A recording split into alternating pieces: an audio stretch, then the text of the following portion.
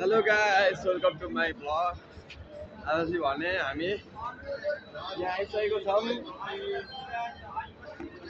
Finally guys, welcome to my vlog and आज चाहिँ के भन्छ आसाम सारापाडा गुवाहाटी हुँदै हामी यति बेला सिलगढी स्टेसन लगभग आइसकेको छौँ. र गाइस आज चाहिँ विशेष गरी भन्नु पर्दा म चाहिँ गुवाहाटी इन्डियातिर गएको थिएँ र आज चाहिँ म फाइनल्ली केही दिन समय पछाडि फेरि सिलगढी स्टेसन आइसकेको छु. र गाइस मेरो चाहिँ भनेको टुर थियो केही दिनको लागि, त्यो समाप्त भइसकेको छ.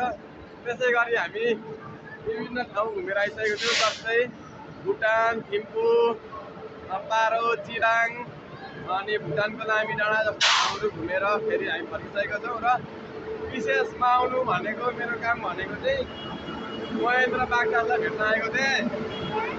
महेन्द्र बागचालाई उहाँलाई मैले भेटियो अरे, उहाँ चाहिँ एउटा कमेडियन, खतरा कमेडियन हुनुहुँदो रहेछ.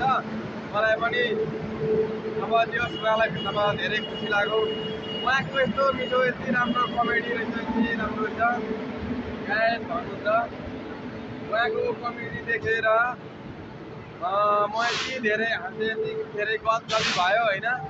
हेर्दा हेर्दै उहाँको कमेडी, महेन्द्र बागदाको यति धेरै कमेडी गर्नुहुँदो रहेछ. हामी दुईजना त हाँस्दा हाँस्दा ओठ तालु सुकेर खुङ्रेङ खुट्टी भएर कङ्ग्रेङै भएर भएका थियौँ होइन. त्यो उहाँको कमेडी एकदमै बवाल लाग्यो. अनि त्यस्तो रहेछ गाइस है. अब गाइस त्यस्तै छ होइन. आज चाहिँ सर्ट एन्ड स्विट मैले भिडियो बनाएको छु.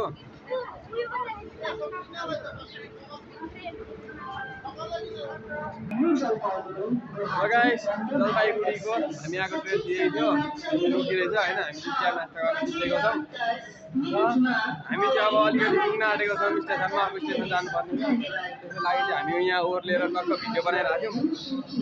सो गाइस त्यस्तै छ होइन. ल गाइस हजुरहरू कस्तो हुनुहुन्छ, स्वस्थ रहनुहोस्, मस्त रहनुहोस्, व्यस्त रहनुहोस् भन्दै आजको यस भिडियोबाट चाहिँ म गाइस मेरो टिम बिदा हुन चाहन्छ. हस्त धन्यवाद. जय होस्, हजुरहरूको जिन्दगी फलोस् फुलोस् र सुखै सुखमा फुलोस् होइन. के हो ल गाइस, भिडियो के कस्तो लाग्छ हेरेर लाइक कमेन्ट सेयर गरिदिनु होला. अब त्यति अब म चाहिँ राम्रो खासै बनाउन जान्दिनँ, किनभने म अब भर्खरै बनाउन थालेको. ल गाइस त्यस्तै छ. फाइनल्ली यो चाहिँ हो तपाईँको एनजेपी स्टेसन होइन. एक गलाएर देखाइदिएको छु. कुनै दिन आउनुभयो भने देख्न पाउनुहुन्छ, बवाल छ.